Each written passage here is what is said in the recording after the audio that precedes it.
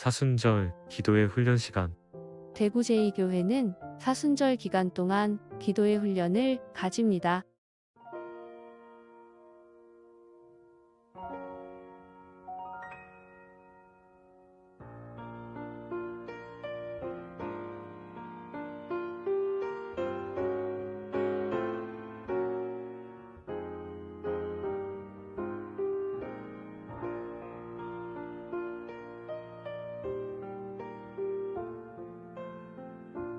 나의 기도하는 것보다 더욱 응답하실 하나님, 나의 생각하는 것보다 더욱 이루시는 하나님, 우리 가운데 역사하신 능력대로 우리들의 간구함을 넘치도록 능히 하실 주님께 모든 영광과 존귀 찬양과 경배를 돌릴지어다. 모든 영광과 존귀 찬양과 경배를 돌릴지어다.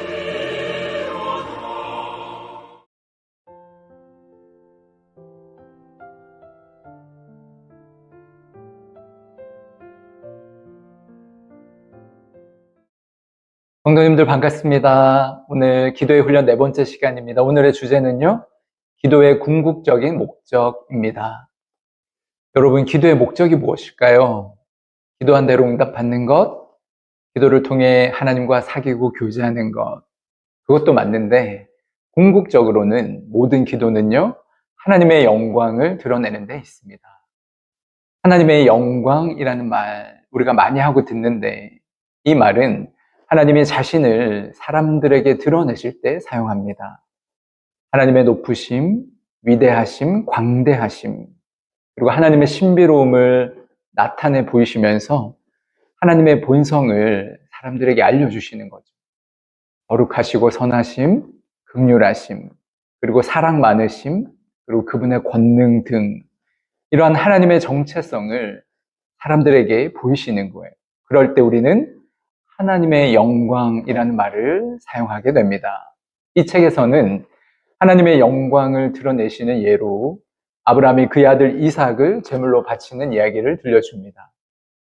아브라함은 독자 이삭을 제물로 바치라는 하나님의 명령을 들었습니다. 그때 아브라함은 하나님이 어떤 분이신지에 대한 선지식이 있었을 것입니다. 창조자시고 인도자시며 약속을 지키시는 신실하신 하나님, 이러한 하나님에 대한 지식이 있었습니다. 하나님 갑자기 하나뿐인 독자 이삭을 바치라고 하셨어요. 아브라함에게는 굉장히 위기라 여길 수 있는 도전이죠. 그 도전 앞에서 하나님의 본심은요, 하나님 영광을 드러내시길 원하시는 거죠. 하나님의 새로운 정체성을 아브라함에게 새겨주시기를 원하셨습니다. 우리는 아브라함이 100살이 되어서 얻게 된 하나뿐의 아들 이삭을 하나님께서 바치라고 한 사실에 대해 도저히 이해할 수 없을 것만 같습니다. 아브라함 역시 그랬을 겁니다. 아니, 우리보다 더 깊은 고뇌의 시간을 아브라함은 보내야만 했을 겁니다. 그러나 이해되진 않지만 아브라함은 하나님의 명령에 순종하였습니다. 히브리서 기자는 창세기에서 말씀하고 있지 않은 아브라함 내면에 자리 잡고 있는 한 조각의 믿음을 보여주고 있습니다. 히브리서 11장 17절에서 19절 말씀입니다. 아브라함은 시험을 받을 때 믿음으로 이삭을 드렸으니 그는 약속들을 받은 자로 돼 그 외아들을 드렸느니라. 그에게 이미 말씀하시기를 내 자손이라 칭할 자는 이삭으로 말미암으리라 하셨으니 그가 하나님이 능히 이삭을 죽은 자 가운데서 다시 살리실 줄로 생각한지라. 비유컨대 그를 죽은 자 가운데서 도로 받은 것이니라. 아브라함은 이삭을 제물로 바치면서 하나님이 그를 부활하게 해주실 것이라고 기대했습니다. 여러분 생각해 보십시오. 하나님이 정말 이삭이라는 그 어린 소년을 제물로 받고 싶어 하셨을까요? 아마 그렇지는 않을 것입니다. 하나님은 그의 영광을 생각하고 계셨습니다. 모리아 산에서 주님의 천사가 아브라함의 믿음을 보고 이삭을 손대지 못하게 저지하였을 때 그동안 알려지지 않았던 하나님의 또 다른 면모가 선명히 드러났습니다. 하나님은 자신이 여호와 이레의 하나님임을 극적으로 계시하신 것입니다. 하나님은 그의 영광 가운데 이 부분을 밝히지 않고 숨기시다가 아브라함이 그 어느 때보다 감사하게 여기고 엎드려 절할 수 있는 완벽한 순간에 그 속성을 나타내신 것입니다.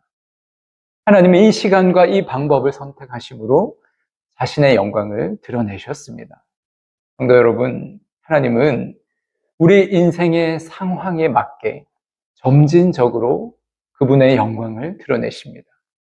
모든 기도 요청은 실제로 그분의 영광을 직접 목격할 수 있는 기회입니다. 하나님은 기도에 응답하실 때 그분의 영광을 드러내시기 때문입니다. 하나님은 그가 어떤 분이신지 우리가 보기를 원하십니다. 우리의 필요를 채워주시고 우리를 치료하시며 우리를 붙들어 주시고 우리보다 더 지혜로우신 그 하나님을 보기를 원하세요. 하나님은 우리가 그를 우리의 창조주, 구세주, 주님, 부양자, 보호자, 친구, 상담가로 알기를 원하시며 그런 하나님에게 큰 감사함으로 예배하기를 원하십니다. 단순히 모두가 다 드리는 일반적인 예배가 아니라 하나님 앞에서 내가 홀로 개인적인 예배를 드리는 그 예배를 받기를 원하십니다. 신학교 다니던 시절 교육전도사로 사역하면서 결혼을 했는데요. 그때 당시 아내도 다른 교회 전도사로 사역을 하다가 이제 임신을 하게 되고 배가 불러오게 되면서 아내는 사역을 쉬게 되었습니다. 그리고 아기가 태어났죠. 저 혼자 교육전도사 사역을 하면서 가족의 생계를 꾸려가야 하는데 11조 감사원금 다 내고 나면 정말 생활하기가 빠듯하였습니다. 이런저런 고민하다가 학교로 휴학해야 하나 하는 생각에 고민하고 있을 때 신학교 사경회를 참석하게 되었어요.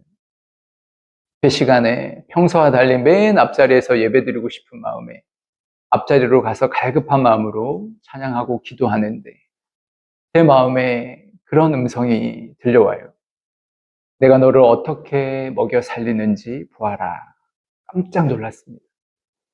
3일 동안의 사경회를 마치고 집으로 돌아온 저녁 갑자기 동기에게 전화가 걸려왔습니다.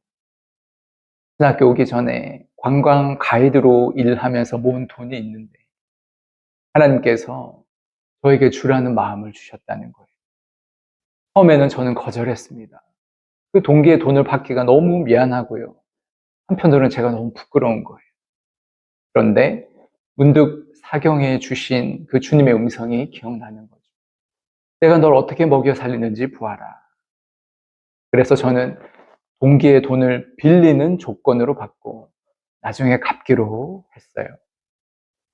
신대원을 졸업하기까지 10개월 정도의 시간이 남았는데 동기가 준 돈이요. 10개월 정도 생활할 수 있는 생활비였습니다.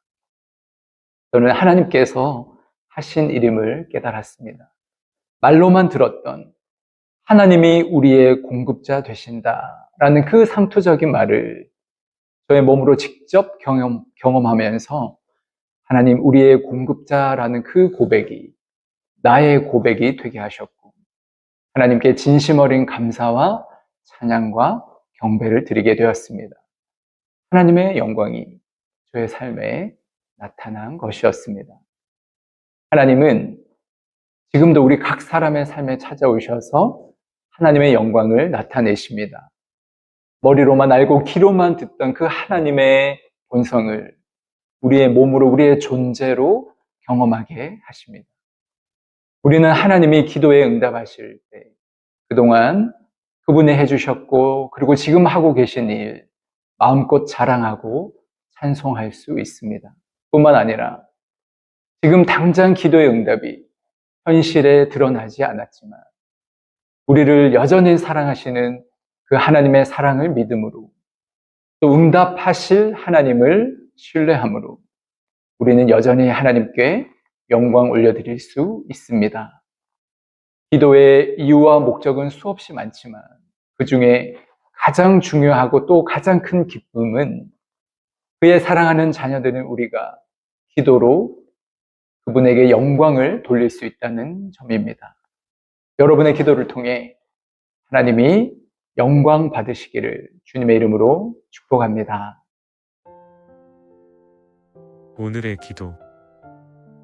영광의 주님, 주님의 나라와 능력과 영광은 영원합니다. 당장 저희 눈앞에 있는 현실의 문제에 갇혀 우리의 시야가 좁아졌습니다. 당장 눈앞의 일만 보느라 광대하신 주님을 바라보지 못하였습니다. 그러나 주님은 내 눈앞에 있는 일, 그 이상의 것을 예비하시고 계십니다. 하나님을 새롭게 만나게 하시고 하나님의 새로운 정체성을 보게 하시며 마침내 하나님께 영광 올리게 하십니다. 주님의 생각은 저의 생각보다 높으며 주님의 길은 저의 길보다 높음을 믿습니다. 주님, 저의 기도를 통해 하나님의 영광 보여주시옵소서. 사랑의 주님이 제 마음에 좌정하시고 제 인생에 낱낱이 개입하여 주셔서 주님께 큰 영광 올려드리게 하옵소서. 예수님의 이름으로 기도드립니다. 아멘. 개인 기도의 시간을 가집니다.